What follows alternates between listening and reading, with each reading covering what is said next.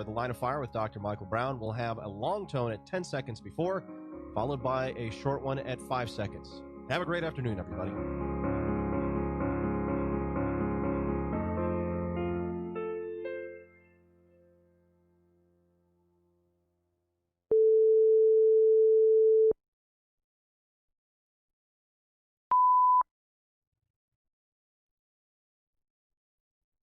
Well, join me today for a special interview with author Joel Richardson. We'll talk about God's redemptive purposes in the midst of end times catastrophes. It's time for The Line of Fire with your host, activist, author, international speaker, and theologian, Dr. Michael Brown, your voice of moral, cultural, and spiritual revolution.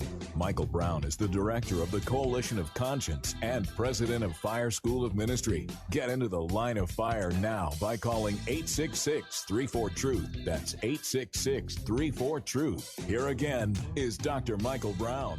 Thanks so much for joining us on today's Line of Fire broadcast. I'm going to be joined at the bottom of the hour by author Joel Richardson. Maybe you've read some of his books about the Islamic Antichrist or about millennial promises to Israel. We're going to have a fascinating discussion about God's redemptive purposes in the midst of last days catastrophes. And as we talked yesterday about the California fires, and I've got an article about that written with sensitivity in light of the tremendous human loss and great human suffering. It's going to be an important interview. But before we get to that, I want to cover a couple of different things with you. And phone lines are open, 866-34-TRUTH, 866-348-7884. I want to talk to you about the Migrant Caravan and a perspective from a missionary living in Honduras. Many years ago, I was preaching in Juarez, Mexico, and I was speaking to the pastor of the church there. It was a church of about 8,000 people in Juarez, and he was an American who had been living and working and serving in Mexico for probably 40 years. So was in El Paso, Texas, was in Juarez back and forth all the time, but serving the people of Mexico for decades. And I asked him how he felt about illegal aliens coming into America. And he was adamant. He said, do you know all the laws they have to break to do that? Do you know how wrong? He was adamant. And there were others with him in Mexico who were adamant about it as well. So on the one hand, we want to have compassion on those who have legitimate need and would qualify as refugees to whom we'd open our borders, who'd become productive citizens of America. On the other hand, yeah, we are a nation of laws. And just like you close your door at night, you lock your car door, you do things like that. Just like there's a wall around the Vatican. I mean, there is certain things that these things are put in place for protection, right? It's common sense. So there's an article on the stream by Jennifer Zilli Canales. Her first article was shared hundreds of thousands of times. It was shared over 400,000 times on Facebook from the stream article. It was previously posted in a newspaper somewhere. Editor found it, posted on the stream. The thing went completely viral. And this was a woman living in real poverty by choice with family, raising children, I think some not her own, and just caring for the needy and the family suffering and her husband being beaten. And just, I mean, it was an incredible story. But she's got a follow-up article that I want to share with you, all right? So this is a missionary in Honduras. Don't validate anarchy here by letting the caravan in. So here's an American woman living, I presume American, living in Honduras, giving herself to the people of Honduras. This is what she says. A few days ago, my Honduran husband returned to our rural mission property on one of our family bikes. He had made a quick trip down the long gravel road into the more populated part of our Honduran town. As he pulled up next to me, I greeted him warmly on my way to the weekly chess class I teach for the youth in our school. His uneasy facial expression immediately caught me off guard. His face normally reflects very open, easy joy and inspires the trust of those around him. Beads of sweat covered his face. I sensed a great uneasiness within him, although he wasn't saying anything. I stopped in my tracks in our dusty front lawn, a once nice grass yard since worn down from many soccer games, and asked him what had happened. He tried to gently shoo me off to my class. I was already running a few minutes late. I refused to leave his side until he told me what had happened. With a bit more probing and persistence, he gave in and shared in a hushed, almost nervous voice. I was visiting our neighbors where they sell the drugs to the local kids. I got pretty mad, told them to leave our students alone. They just started laughing. I got really riled up, but everything will be okay. Are they going to kill you? I asked instinctively, knowing how dangerous it can be in Honduras to become anyone's enemy. He hesitated. Beads of sweat, probably a combination of nerves and the blistering heat, continued to populate his forehead. Then he answered reassuredly with a forced grin. Not this time. He knows he has to answer this way to put my own mind at ease, and he was just convincing enough to do so this time. I knew exactly which house he was talking about and why he had taken matters into his own hands. He had already called the local police several times about. The police assured him casually that they already knew the location of the house and the illegal activity going on there. The nonchalant tone and ensuing inaction meant one thing. They had no move, nor did they plan to do so. My husband was trying to look out for the best interest of our local students and protect them from danger. He left his conversations with the police feeling bewildered at their apathy and frustrated with their total lack of initiative. Well, he was not at all surprised. This has generally been the reaction or lack thereof that we have roused from the Honduran police in times of need. My husband, a Christian pianist who organizes youth choirs and has a passion for mentoring at-risk teens, was kidnapped by local gang members 2 years ago and literally beaten within an inch of his life. The organized group had mistaken him for someone from an enemy gang. We were on a marriage retreat at the time, and he left our cabin in the early morning to go walk and pray. He was quietly walking near a remote stream when they found him, 7 men against 1, and violently swooped him off to their hideout up in the mountains where they beat him for several hours. With death music blasting and my husband tightly gagged, each man took turns hitting my husband with rods, shoes, and the like. They repeatedly threatened him with death. He admitted that he was ready should they take his life, and miraculously they let him go. Stumbling through an expansive pine field, hardly able to walk, he made the journey to a highway police station and was able to find help. Minutes later, he showed up in the police car at the little inn we had been staying in, clothes ripped and his body bent from pain and completely dirty and bloody, with this weakened boy-like grin on his face, despite all the odds. I felt like I was trudging through a dense fog that entire day. We took him to the emergency room, accompanied by a family friend and 2 very kind police officers. I kept thinking, it is not the police's job to accompany victims to hospitals. The police's job is to investigate the crime, to seek out the perpetrators, and to do justice. They're wasting time here. They should be out on the streets enacting justice. Throughout our stay in the desperately undersupplied hospital, I stared numbly at the police officers as they helped my husband stand up and lie down on the various patient tables. I couldn't help thinking, thank you for your kindness and concern, which is evident and heartwarming, but please go do your job. Please go hunt those guys down so they don't beat anyone else.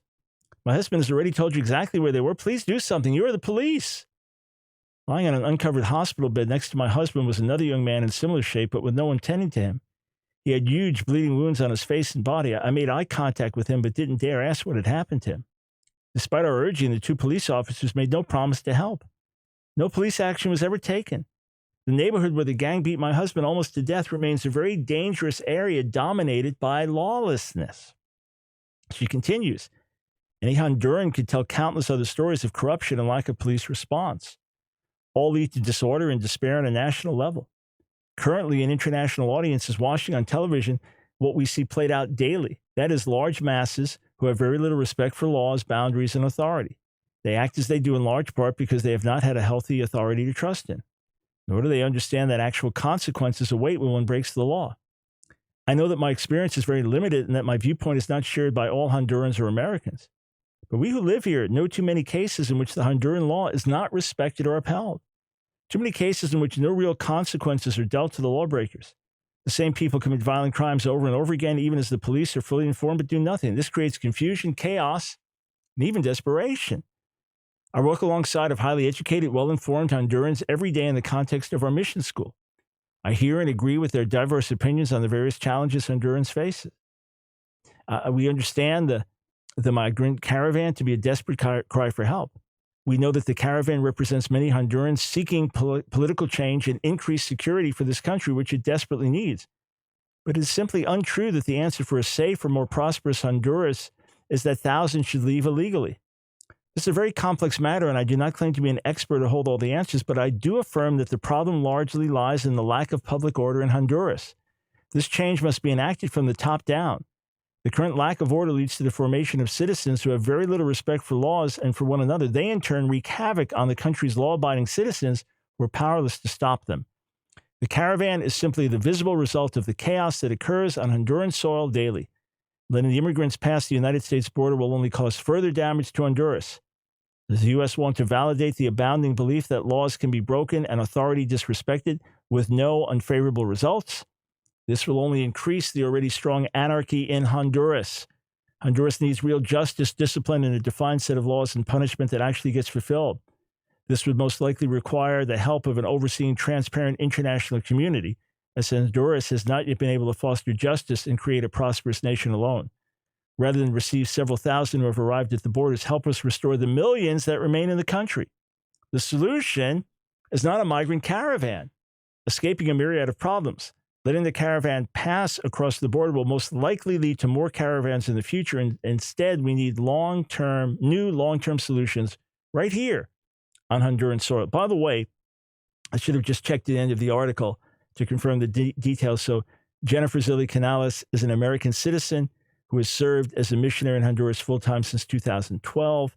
She and her husband Darwin are foster parents to 7 precious Honduran children ages 10 to 18 and serve as executive directors and teachers at the Living Waters Ranch Mission School for local at-risk youth. She maintains a blog at Hidden Treasures in Honduras. That's up on the stream. You can also read there my latest article, Where Was God When California Burned, which builds on some of the things we shared on the broadcast yesterday with love, with sensitivity, and with care. Okay, why did I take the time to read that to you? I do not comment much on issues having to do with immigration. Why? One reason is I'm not expert on it. Another reason is can't focus on everything. Another reason is God has not called me particularly to address those issues, and there are others that are doing a fine job of addressing them. So I'm not trying to be a jack of all trades and expert on all things. You hear me talk very little about the economy, for example. Of course, the economy matters, but not my area of expertise or burden or calling, and there are plenty of fine economists out there. But I share this with you because often we don't think anything about the home country. We just think about the people, or the criminals among them, or the needy people among them. What does Mexico think about them? People of Mexico happy to have them there? And we don't think, what about on the home front in Honduras? And according to Reverend Samuel Rodriguez, leading Hispanic evangelical spokesman here in America, he said that they have firsthand information that some of the caravan was stirred by left-wing activists in Honduras. So it wasn't just a humanitarian thing. And there are many needs in Honduras, as this sister explains to us. But often there are larger perspectives. So I don't present this as an easy answer to anything. In fact, it raises more issues, bigger issues, more difficult issues. Rather say they're bigger perspectives. And boy, the nations of the world need the gospel, and they need justice, they need wisdom, they need righteousness. We'll be right back.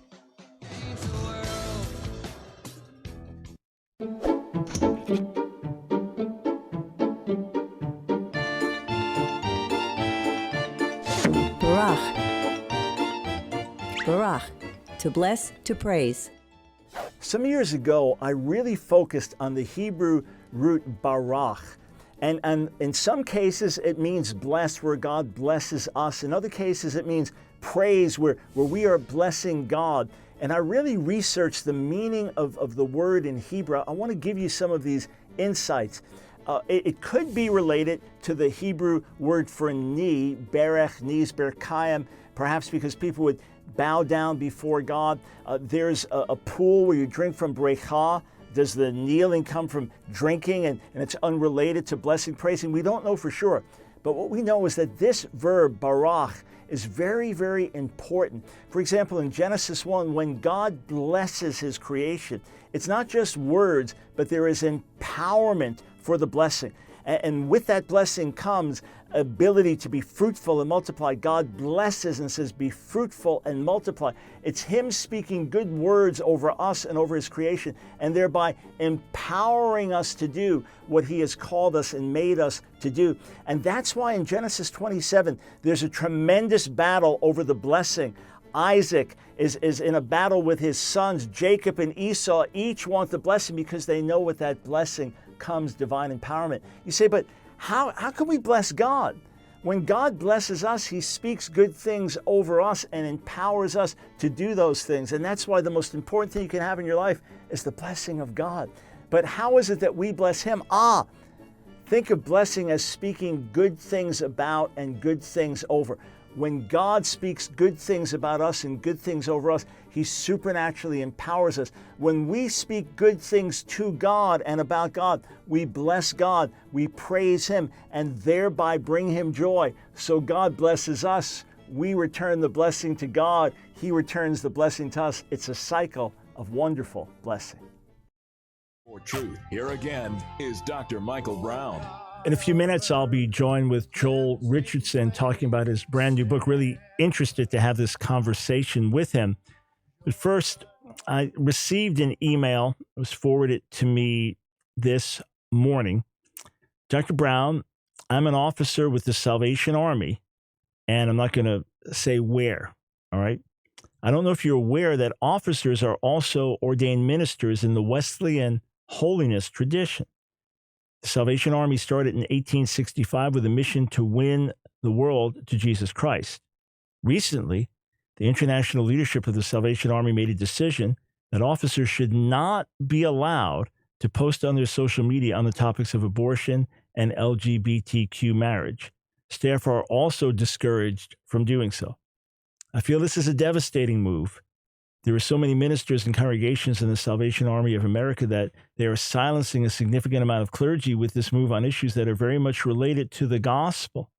Todd Starnes has rewritten on this, and I assure you his report is accurate. Please comment on this. We need your voice of moral guidance. I believe an open letter from a voice like yours may be appropriate, but any response will be helpful. All right, I want to go to this Todd Starnes article in a moment. But some of you hearing that may be confused and say, Salvation Army, what's that got to do with the gospel? And why would they even care about issues like abortion or same-sex quote marriage? Or Salvation Army just collects money to feed the poor. Salvation Army just helps people, helps the needy. And, at Christmas time, they stand in front of stores and they ring the bells and you give them money, you give them your change when you leave the store, you put a dollar bill in there, whatever, and they raise hundreds of millions or billions of dollars, whatever, and they give that to the poor and the needy. And so what's that got to do with the gospel as far as preaching salvation okay. I didn't know about the origins of the Salvation Army until probably the late 80s. And it was as I got close with Leonard Ravenhill. And he gave me a set of books. He and his wife, Martha, gave Nancy and me a set of books called Aggressive Christianity, 6 volumes of sermons by Catherine Booth. I remember that we had them just sitting on this little table that was in the kitchen. And when I would walk past them, I would see in my mind's eye steam coming out of them. I mean, they were passionate, hot, red hot gospel. And William Booth, his whole burden to go to the sinners, go to the worst. I read an account that he had traveled over to Australia and had his first night of meetings. And he's an older man at this point, and it's quite a journey, by boat to get over. Gets to Australia, and he has the opening night's meeting, and the meeting hall is packed out and wonderfully successful meeting. And William Booth says, "Where are the prostitutes? Where are the drunkards? Those are the people I came for. I didn't come here for church people." So they went out on the streets and they got in all these other people, and then Booth preached them because that's what he lived for. So he felt this tremendous burden, his wife Catherine, to bring the gospel to the worst of sinners, to the most helpless of sinners, to the outcast, and to go into the neediest parts of London. I mean, crime-ridden and rat-infested and poverty-stricken and terrible needs and just unimaginable suffering on a daily basis, and to bring the gospel there. And for him, of course, it's one and the same, that the same gospel that offers forgiveness offers help to suffering people. You don't come with a Bible in one hand and food in the other and say, all right, here's the message of Jesus. I'm going to eat the food while you starve to death. No, here's the message of Jesus, and here's the food you need to live because God cares about you. So Salvation Army was ablaze. And Salvation Army workers went around the world preaching the gospel, many of them living sacrificially. Great holiness preachers among them. Samuel Logan Brengle was one of my favorite early Salvation Armyists, a holiness preacher. In fact, if I recall, his definition of holiness was pure love. It gets you thinking of things from a different angle. And it's over the decades that the Salvation Army has become known to most as an exclusively humanitarian group, yes, of Christian origin, but not a gospel preaching group. Well, my thinking continued to change about the Salvation Army as I began to meet Salvation Army officers over the years. And as one of the grads from our ministry school joined the Salvation Army, and this is a gospel preaching man. Yeah, they wear the Army outfits and they have these different rankings. That's just their system. But I mean, you're talking about gospel preaching, Jesus loving, word revering people. And there have been some conflicts. If I recall, it was in Australia that there were some conflicts over this in terms of ethical issues or potential compromise on same-sex, quote, marriage. I remember being in China with 40 evangelical leaders, meeting with Chinese leaders a few years back at the invitation of Franklin Graham. And one of the leaders was a former head of the Salvation Army. We talked extensively about these things, but this man was a committed believer, a God-honoring believer. Was not a Christian in name only. He was a believer and strongly committed to the Lord. But obviously, if your bottom line is we want to receive the maximum amount of funds to give to help the poor and needy around the world, which the Salvation Army does beautifully and wonderfully. We want to do this. And in order to do this, we're going to avoid all social controversies. Then I can understand the motivation, but you've got gospel preachers here. You've got people that feel that their flocks are confused, that their followers are confused. They need to weigh in. They need to give scripture. They need to give truth here. And are you not going to trust God that you can do the right thing and he can bring in the funds anyway? So Todd Starnes has an exclusive article, came out 2 days ago. Salvation Army warns officers to stop posting about gay marriage. It says this: if you run into a Salvation Army bell ringer this Christmas season, don't strike up a conversation about President Trump or gay marriage. Salvation Army personnel have been told to stop posting their opinions about gay marriage, abortion, or anything political on social media because it might reflect poorly on the organization, according to an internal email and guidelines obtained by the Todd Starnes radio show. A number of Salvation Army personnel reached out to me to express their concerns that the organization is embroiled in a battle between biblical conservatives and progressives, and they fear the progressives are winning the day. Quote, political or social opinions, such as hot topics like LGBTQ marriage, officer housing, or abortion, should not be included in profiles, and officers should refrain from posting anything that expresses a political view. The guidelines for Salvation Army officers state. The Salvation Army introduced new social media guidelines to combat and, quote, increased number of complaints regarding comments made on social media by Salvation Army officers and staff. This is a threat to our reputation, our fundraising efforts, and ultimately our ability to serve people in need. And the article goes on from there. Okay. On the one hand, I understand the motivation, as much as I differ with where it's going. I understand the motivation. Here, look, our mission. Let's just picture this, okay? I'm at a food distribution truck and feeding homeless people, and this is the only mission. That's the one and only thing I'm there to do is to get food to the homeless people. What do you think about President Trump before? Well, that's really not the issue. Well, who'd you vote for, Hillary or Donald? That's really not the issue. I want to know where you stand on the Migrant Caravan. Really, that's not the issue. And 100 other things. That's not the issue. The issue is I've got food to deliver to these homeless people, and that's why I'm here. And I can't engage you in a lengthy discussion about it because I've got to give food to the homeless people. Well, I want to know, I'm giving my money to you. I want to know where you stand on the president. Really, I'm not material, because if you give the money to me, it's going to buy more sandwiches for the homeless people, and I'm going to give it to them. I understand the mentality. The problem is that the Salvation Army by its history and purpose, was first and foremost a gospel preaching organization that then also got involved in meeting the needs of individuals. I mean, and William Booth even tried to come up with a plan of taking the poorest of the poor from England and bringing them somewhere else. I mean, not everything was the best plan, but the overall heart, the overall intent, the activities that wonderfully conceived and living out the gospel. But it was preaching Jesus first, helping the needy second, although they would go hand in hand. And often the way you'd preach the gospel was by helping the needy. But it was never to the exclusion of preaching the gospel.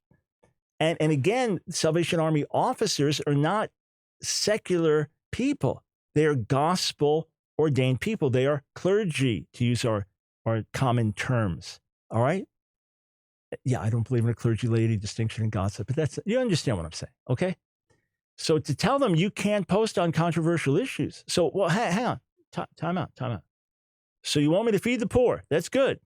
It's good to feed the poor. But I can't address the slaughter of the unborn. So care for the poor, care for the needy. Yeah, I'm all in on that. But I can't address crimes against the unborn. I can't address the slaughter of innocent babies. I can talk about feeding a poor person here, but not killing a baby here. I'm not allowed to do that. And I'm supposed to preach the Bible and hold to biblical ethics. But when my flock and people and followers are confused about homosexuality and where we stand on marriage, I'm not allowed to comment on those things. I could understand saying, please don't post anything about politics. Okay, it's an overlap thing, but I can understand that distinction. But to say you can't post anything about abortion and you're a Wesleyan holiness ordained clergy member serving the organization founded by William and Catherine Booth, yeah, that's scary. So keep giving, whether it be a Salvation Army or other places to help the poor and the needy. But let's pray for the Salvation Army to get this right, that they can do good in the days ahead. We'll be right back with Joel Richardson.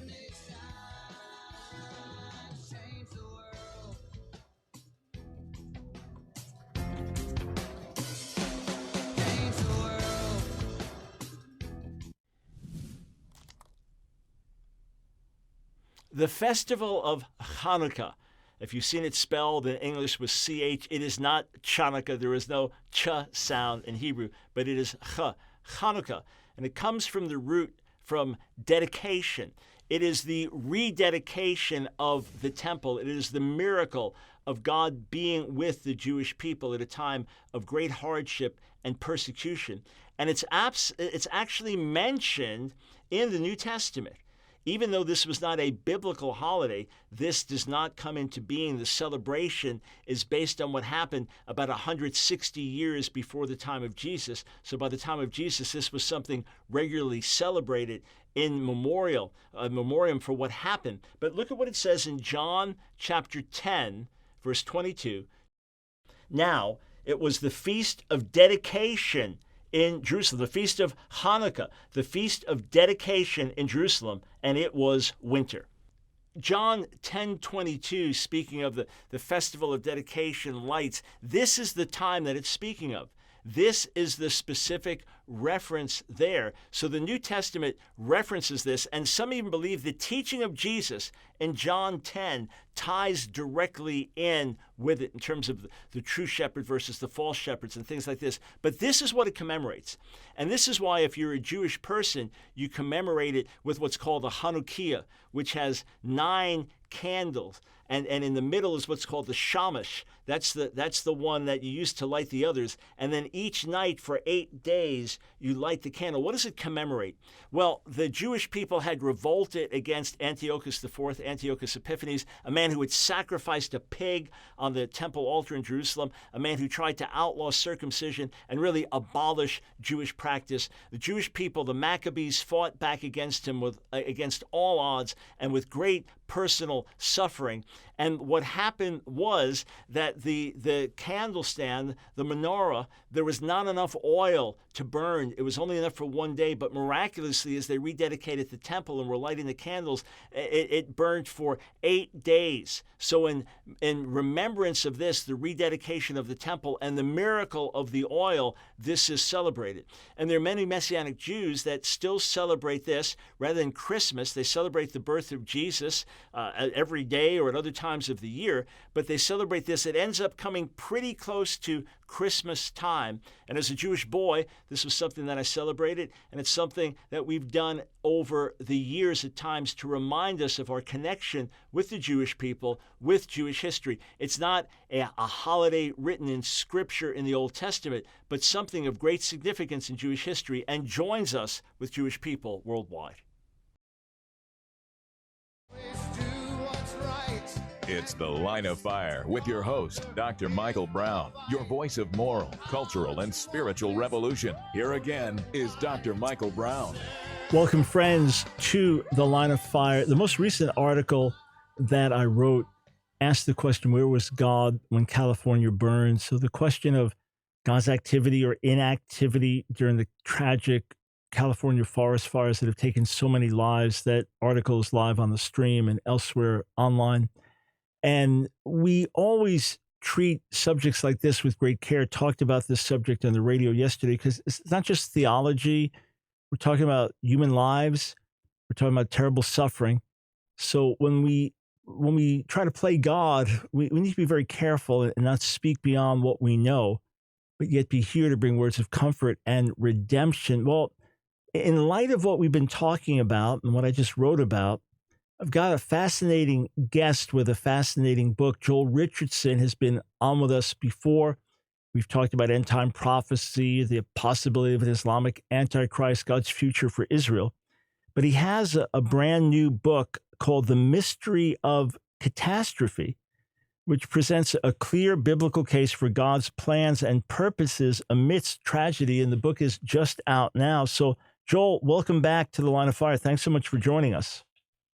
Dr. Brown, thanks so much for having me back. So, Joel, how did you get to this subject?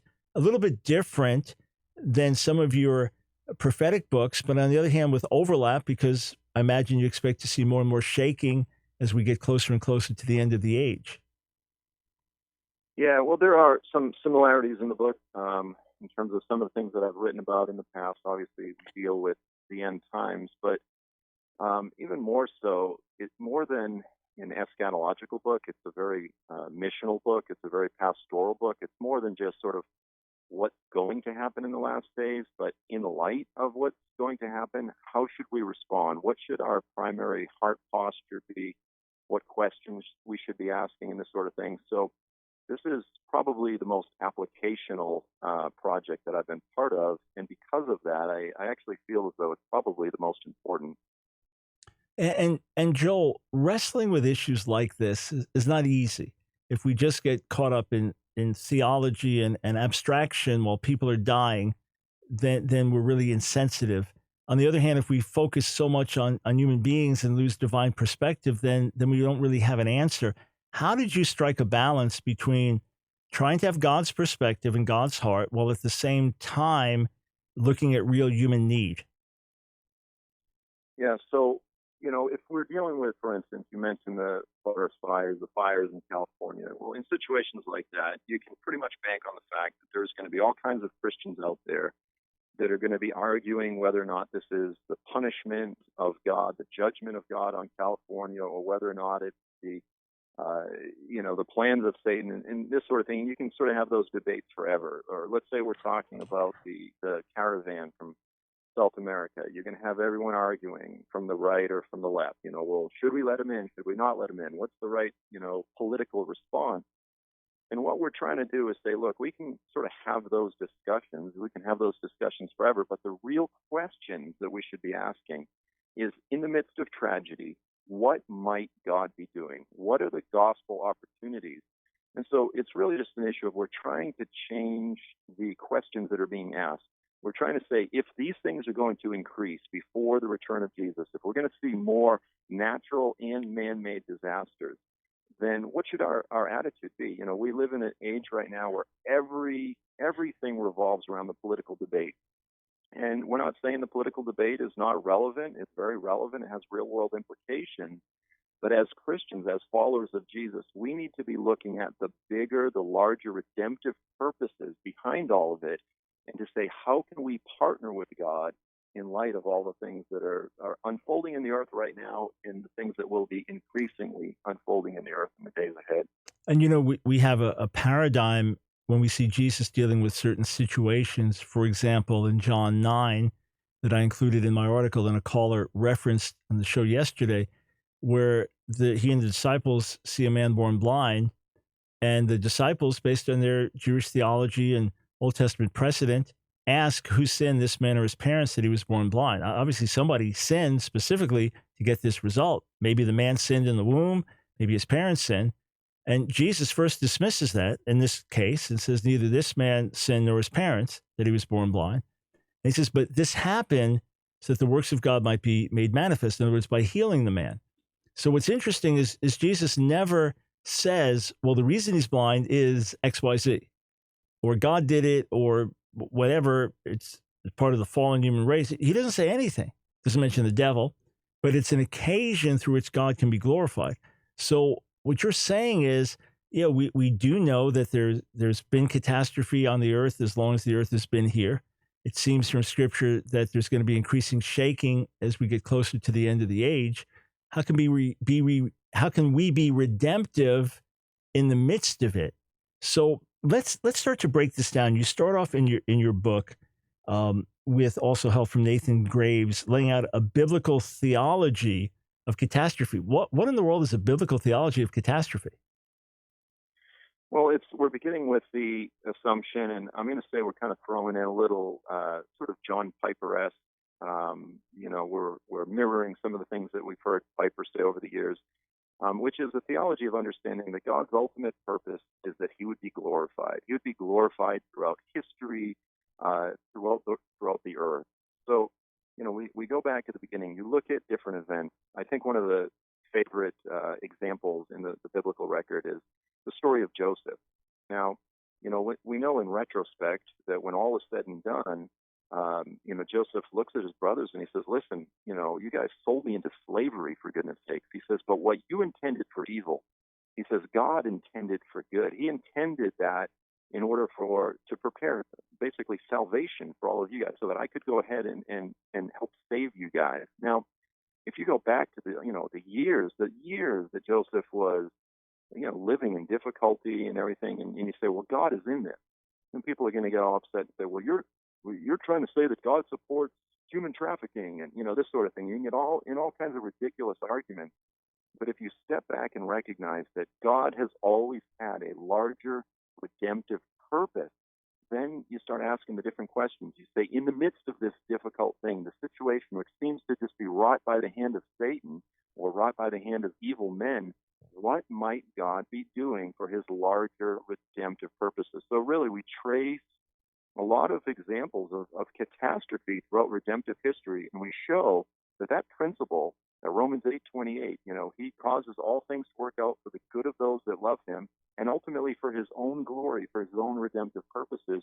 We show that that's consistent throughout history, and if that's the case, then we should look for that in our day as well. So would it be parallel to the idea that there's no resurrection without crucifixion first, or the modern history of Israel born out of the ashes of the Holocaust, that God often brings life out of death and hope out of despair, and then that often the hopeless end is just the beginning of something filled with hope? Would you see those as parallels? Yeah, I mean, and it's interesting too because you brought up the issue of divine healing. You're charismatic, I'm charismatic. I believe that the church needs to have a solid theology of healing. Mm-hmm. But I also believe the charismatic church also needs to have a pretty good theology of suffering and of the cross, and to understand that look, if it's down to, and it's not always this simple, but if it's down to, I enter the kingdom with a gimpy foot but a humble heart, the Lord's going to go for a humble heart any day of the week. And so, that again, that's an overly simplified, it's not often that simple. But God has heart issues first, and if he can bring about, the glory of his own name and further salvation through healings, then he's going to do that. But oftentimes, he doesn't. And so sometimes we have this theology that says if we just jump through the certain hoops and conform to these different principles, then God will always heal us every single time, or he'll always prosper us every single time, this sort of thing. And the fact of the matter is the biblical record doesn't bear that out. Now, in the age to come, at the resurrection, everyone in Christ, we're all getting healed. No one's leaving the healing meeting, with their headache 30% better. Everyone's getting healed eventually. But sometimes in this age, he allows a lot of pain, a lot of suffering. And that's exactly what Jesus did. It says that he left us an example. It was suffering before glory. And that's how we should relate to the cross in this age. It's something to be embraced. It's not just a vending machine to give us everything we want now and in the age to come. Yeah, and even in Matthew 5, Jesus says better to enter heaven maimed, speaking figuratively, than with 2 hands and 2 feet to go into hell. Joel, is there a pattern we can find in Scripture of God being involved in catastrophe, storms, earthquakes, tsunamis? On the one hand, insurance policies call these acts of God. On the other hand, there are Christians today who say, no, God does not actively do those things, or it's Satan who tried to drown Jesus and the disciples in a storm. And you have a chapter in the book, his way is in the whirlwind and the storm. So do you have a theology about that? Can you go from that to look at events today and say God is doing this or God is not doing that? Or is that the wrong application of Scripture? I'll be honest with you. As the old preacher once said, God and the devil are after me.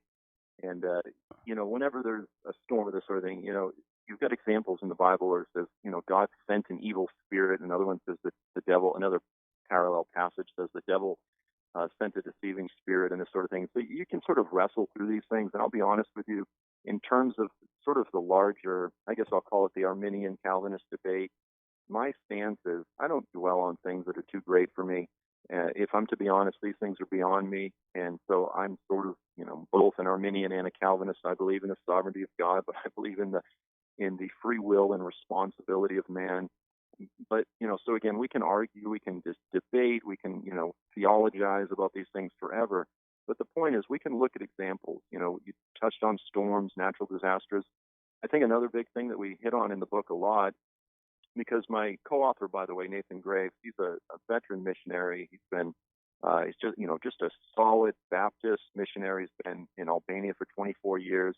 He was thrown in as a missionary, sort of baptized by fire, right in the middle of the Bosnian wars, wars throughout the 1990s, ministering to people, Muslims who were dealing with Christians that were slaughtering their villages and the other sort of thing. And so he was kind of plunged into that, and then he was there throughout the whole Muslim refugee crisis the past few years with the refugees pouring through Eastern Europe, through the Balkans, up into Western Europe.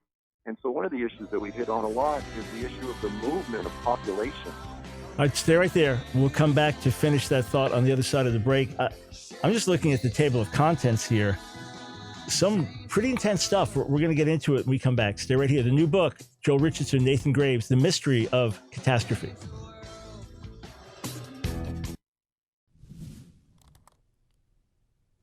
When I came to faith in 1971 and the immediate days after that, so I knew there were people that were called to be pastors, and there were evangelists. I knew those too. So the evangelist, that was someone that traveled from church to church, and the pastor was one state of one place. That's what I knew. And then I found out that there's some called to be teachers, that Jesus spent a lot of his ministry teaching, okay, so that was another calling. But I remember asking one day, are there prophets around today? I asked my pastor, do you think there are prophets today? By which I thought of like an Isaiah, maybe in a cave somewhere today with a long beard and a scroll. And he said, yeah, I believe there's some prophets today. And, the question of apostles we didn't really talk about because you had the 12 apostles and that was it. But then you have Ephesians chapter 4, verse 11. Ephesians 4:11, speaking of Jesus when he ascended, that he gave the apostles, or he gave some to be apostles, prophets, evangelists, shepherds or pastors, and teachers. Now, some say this is what we call fivefold ministry: apostles, prophets, evangelists, pastors, teachers. Some say it's really fourfold: apostles, prophets, evangelists, and then pastor/teacher. Do these ministries all exist today? Yes, I believe they do. No, you don't have the 12 apostles or anyone functioning with that same authority today or writing scripture. But do you have people who are called to be apostles, just like, for example, Barnabas is called an apostle in Acts 14? It just means a sent one. These who are foundation layers, who are spiritual fathers, who might be church planters, who might be movement leaders. I believe, say, someone like Hudson Taylor or someone like William Booth. I believe they were apostles, even though they didn't carry that name or have that concept. I believe they are. One of my friends in India who's planted over 7,000 churches, who's planted ministries in other nations, who's built hospitals, who's been a prophetic witness for the Lord, who's almost stoned to death for his faith. We're stoned for his faith. I believe he's a modern-day apostle, even though he wouldn't use that term. And yes, there are clearly prophets today. Read the end of 1 Corinthians 12, and you'll see prophets, apostles, all tied in together with miracles and teachers and administrators. Here again is Dr. Michael Brown. I'm speaking today with best-selling author Joel Richardson. He and his co-author Nathan Graves have a brand new book out, literally brand new, The Mystery of Catastrophe.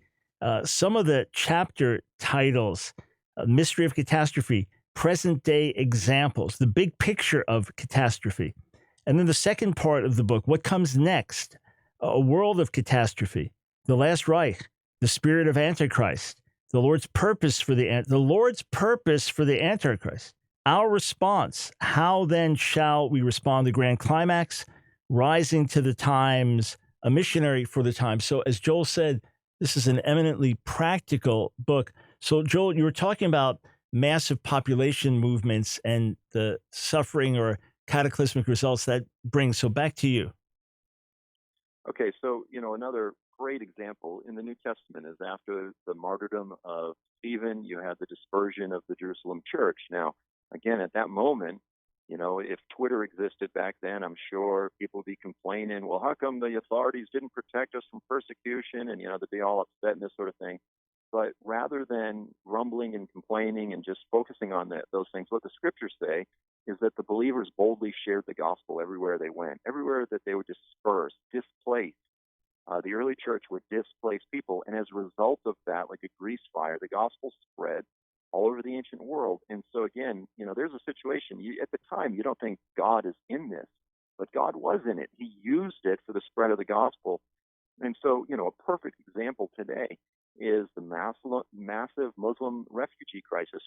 We had roughly 1 million Muslims pour through Turkey, through Eastern Europe. And so again, the endless debates, on the right, on the left, are we for it? Are we against it? What is the compassionate? What is the Christ-like thing? And I think those on the right, and I'm very conservative, tended to, by and large, just be firmly against it. This is an invasion. These are all men of military age, etc. You see all the videos, angry Uncle Joe sends the emails out and, this sort of thing. And then those that are a bit more missions focused or sometimes a little bit more politically left, they say, well, we need to be more compassion oriented and this sort of thing.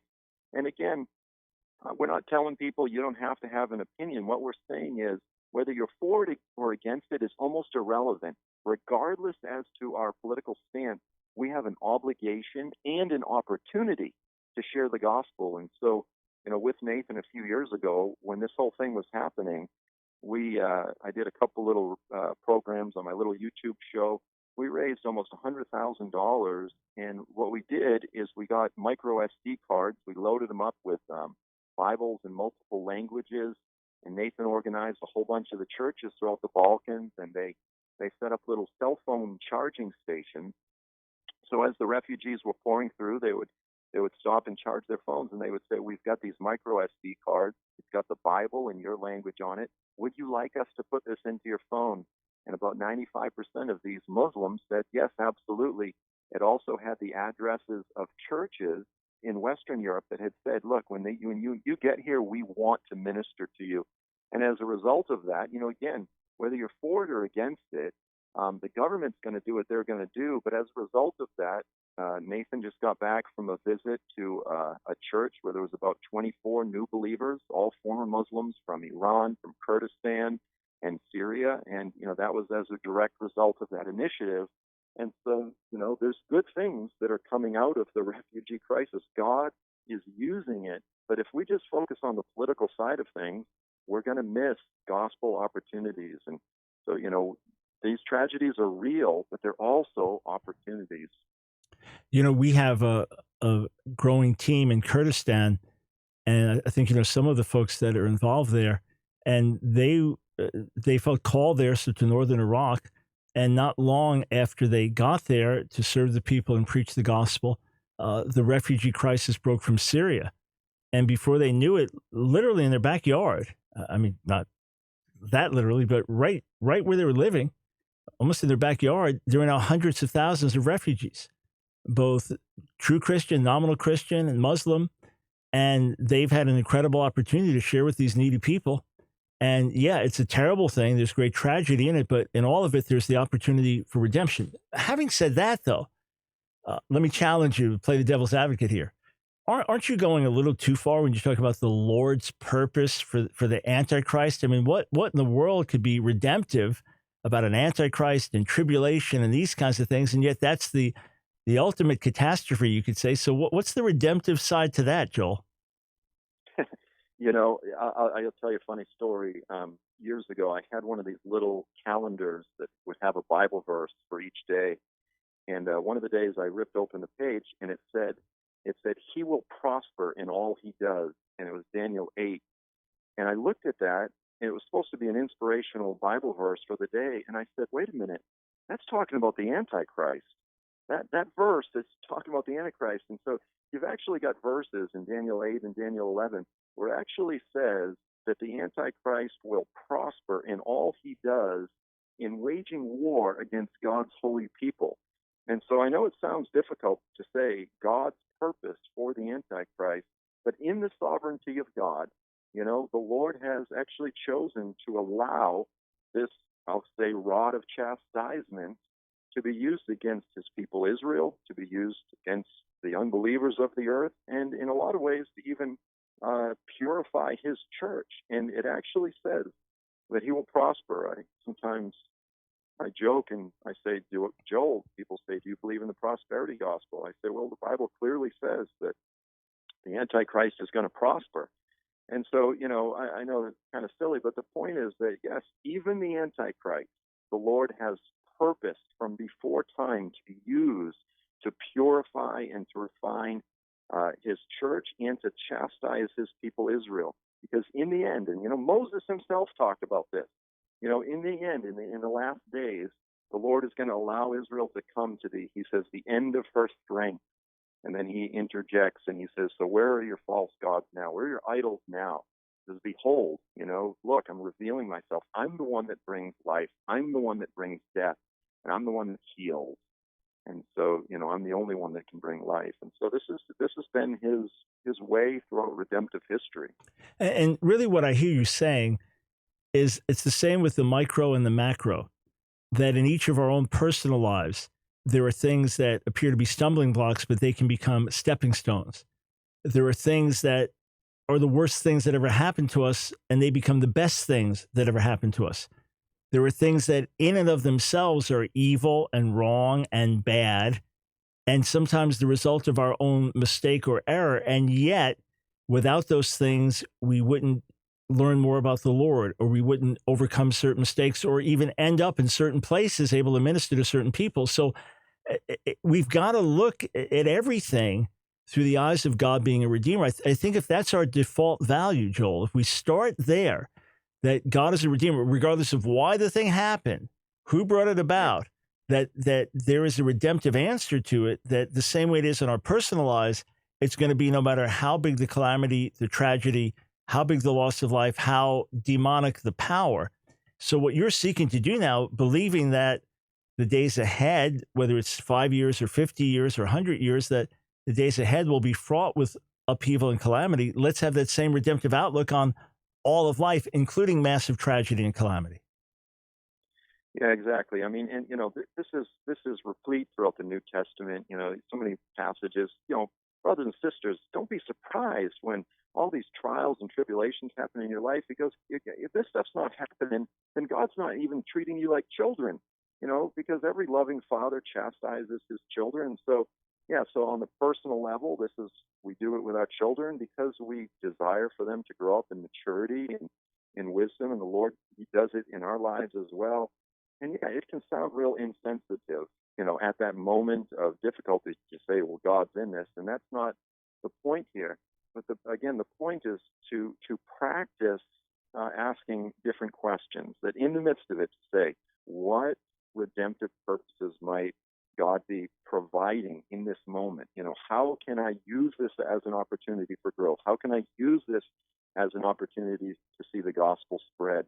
Again, the caravan coming up from the southern border, to say, here's another good question. What ministries might I be, aware of, or do I need to find out about, that are down there in Central America, that are ministering, that I can partner with and support, that might be ministering into this situation, this sort of thing. And so even back here in the United States, if we're not missionaries, you go, what does that have to do with me? Well, we can find out what ministries there are. If there's some big global crisis that's unfolding, and say, how can we partner with them? How can we pray for them? How can we support them? And it's just having a much more gospel-centered attitude. Yeah, it really is. It boils down to that. And Joel, I was talking to Walter Heidenreich, one of the most respected Christian leaders I know in Germany, and a man who's really lived out his faith in very real ways for decades. And we were in Korea ministering together at a youth conference, and I asked him with a heavy heart, brother, what about the problems in Germany and the large number of Muslims in the country? Because reading about the upheaval, and he looked at me and said, brother, what a great opportunity. He said, we can't get into Syria. Now they're in our country. We can reach them. Now, I don't say that solves all the political problems or issues, but his mentality was, here are people in need that have been brought to our doorstep. Friends, the new book, Joel Richardson and Nathan Graves, The Mystery of Catastrophe, it makes very relevant reading in the world in which we live, and probably be more relevant each year ahead. Joel, thanks for doing the hard work with your co-author. May the Lord use this to speak to many and minister to many. Thank you so much, Michael. God bless you. All right, friends, join us tomorrow right here on The Line of Fire. Until then, where do you go? AskDrBrown.org. Come on, visit us there. Let's spend a few hours together on our website. Talk to you tomorrow.